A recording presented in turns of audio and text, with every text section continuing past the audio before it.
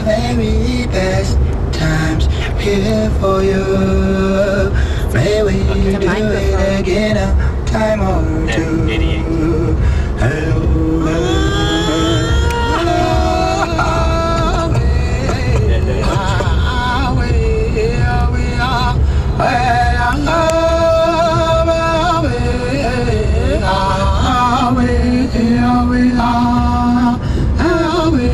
Where's the hospital? Right there.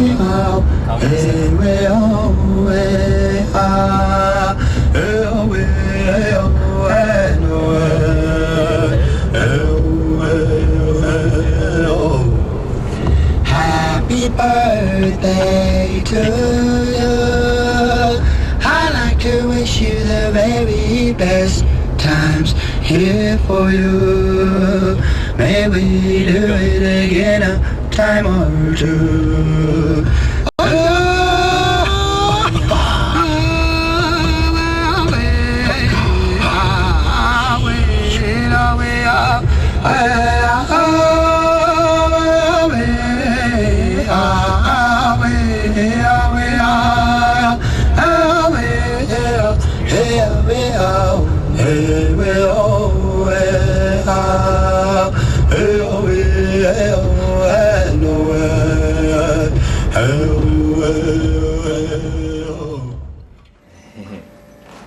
What's that? Hopi music? Yep, that song. Oh yeah, sure, okay. What? The long hair Katchina song? Yeah. All right. Do you hear that? It's gonna put the long hair Katchina song on. Oh, okay. Wise owl. Wise owl. Slowly. Yeah, I know. Trying to be excited. Yeah. Hey. Your hamburger's melting. Here we go. You're gonna have hamburger tonight, huh? I was gonna make some hash, Indian hash. Indian hash. That is the long hair Katchina song.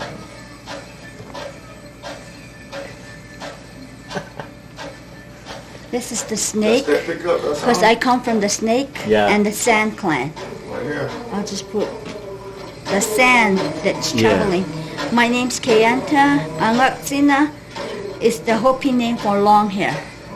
And then I'm Hopi, and this is First Mesa where I'm coming from. Oh, beautiful.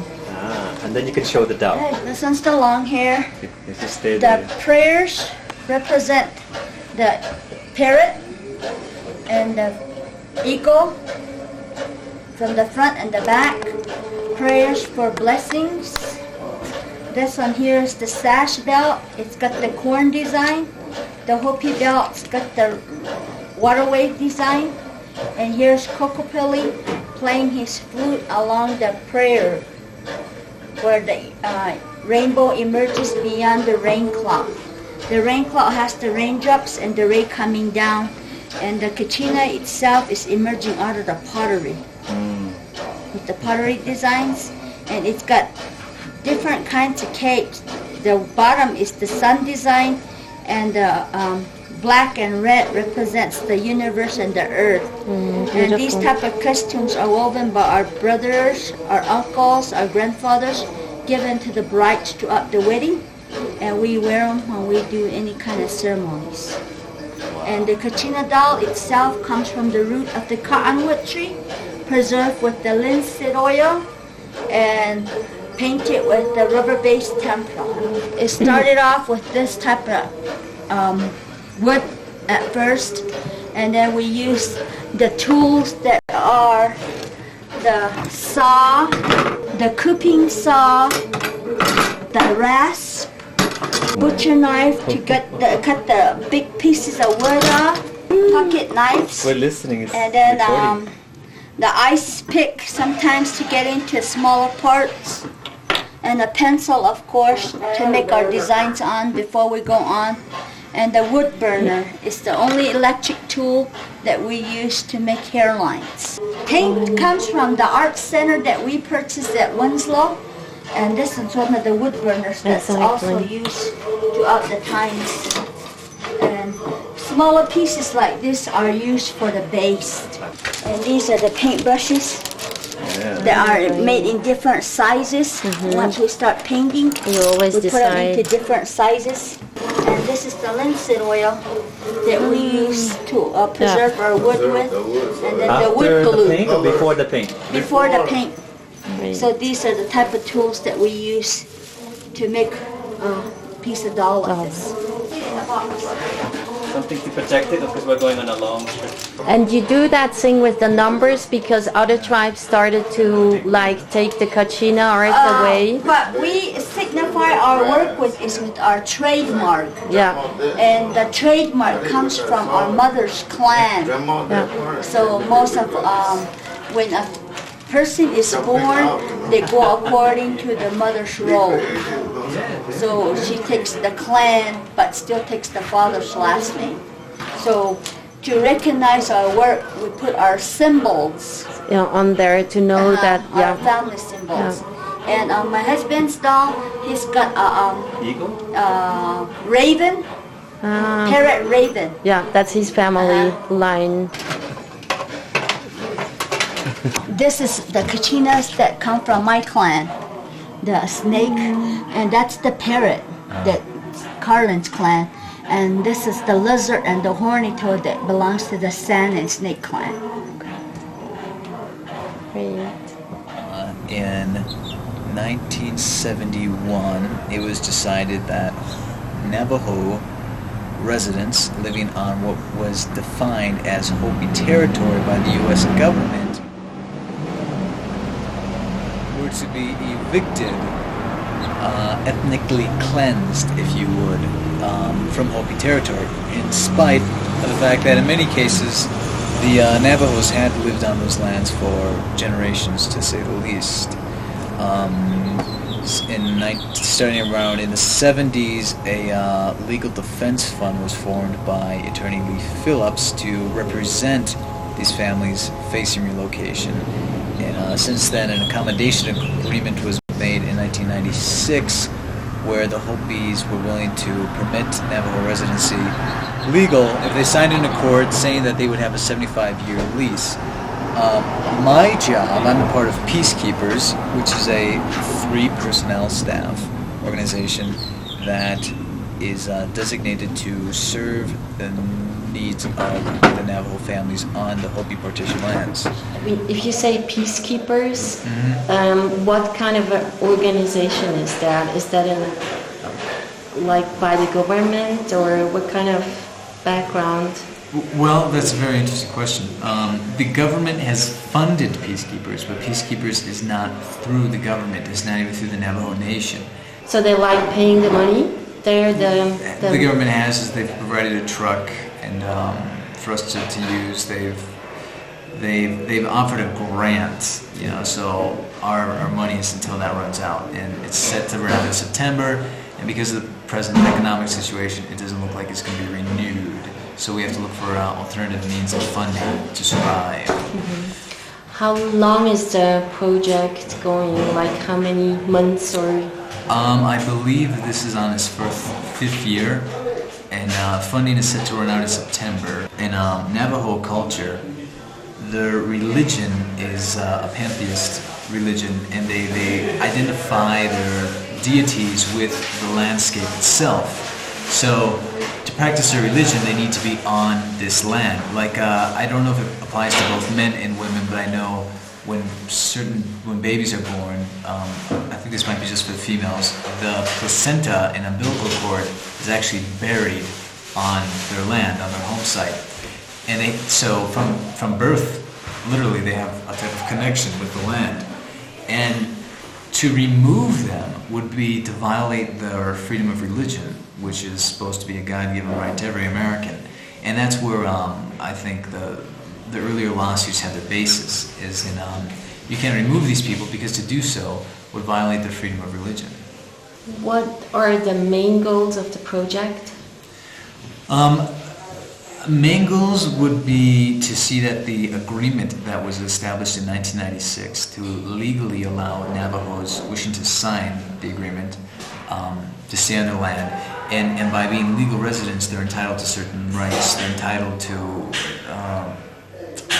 police assistance, medical assistance, to own sheep and to plant crops, to actually rebuild or repair their home site. Is there a water issue also? Because water is really one of the big topics on the reservation. Yeah, water is an issue. There's a lot of intricacies in this because you have signers, you have the people who have signed the accommodation accord, and you have the people who refuse. We call them resistors. And with peacekeepers, our job is to make sure that the signers, that the Hopis, are making sure they're acting on their end of the deal. They are abiding by the rights that the signers are supposed to have. Because they sign this paper, they are able to have this and this and this and this. In some cases, the Hopis just kind of ignore that. What is your personal wish for the tribes or for this project in general? Well, I'm unfamiliar with the Hopi side of things, but if you kind of put it black and white, I think the Hopis have been seriously demonized because of the removal policy. But if you put it just down on paper, black and white, what's going on, you have people being evicted from their ancestral homes, and I mean, my thought is, why is this deemed so necessary? Because the Hopis tend to live in settled areas, in villages. The Navajos seem to reside kind of in sparse, remote areas of the country. So it's not like they're really hogging Hopi land. And there's maybe only 60 families or so. So it's really kind of hard to kind of speculate what kind of impact 60 families are having way out in the desert on the actual Hopi tribe, the infrastructure. So it's kind of like, well, why can't they just let them live in peace? The issue just seems to come down to the fact that there are hardliners in the Hopi tribe who want the Hopi territories to be just for Hopis, not these minorities. And that's unfortunate, and that does not necessarily represent what traditional Hopis feel about the issue. In fact, there's been a lot of, just from the material I've been exposed to, it seems that there was at one point a lot of outcry from Hopi traditionalists who were more or less ashamed that their own tribal government was doing something to that extent. And I mean, it was to the point of sacrilegious that they would try to evict, their neighbors in such a manner. And so I don't know I suppose it's not very uncommon that you have that issue of with tribes or with any democracy where the government doesn't necessarily represent the people's best interests.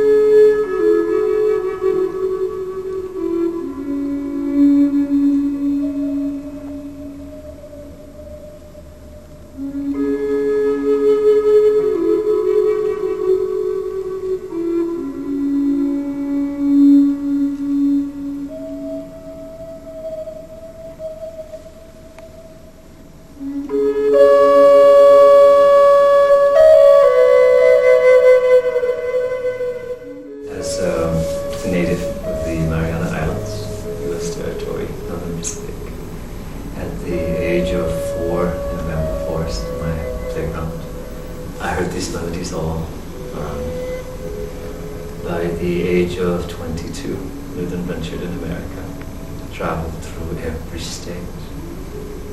Then in the winter of 1990, drove into these red canyons the first time. 6 months later, for its heartfelt, silent nature, I moved to Sedona. Was here summer of 91. Soon after arriving, I had my first experience with the native food. recognizing then what I heard at the age of 4. And that same year I was able to play in Sedona's Boynton King. Initially struggling with how to do, persistent. Finally, an instant willing to let go, be still. Then somehow from the heart, without effort, echoed in the king. At last expressed as a flute. A year later with bamboo growing locally, the challenge to create flutes came. Another profound, direct experience of the struggle and surrender willingly. And again, the effortless, the inherent peace of the heart. Then ultimately creating and affectionately naming this first and each flute in recognition, pointing to that, the omnipresent. Shortly after, discovering the voices of nature through the flute. To this day, yet to read or write music, somehow I continue to create and play, also exploring a voice to sing. Here now, with simple effects, to recreate these sounds and melodies, are 9 unique bamboo flutes.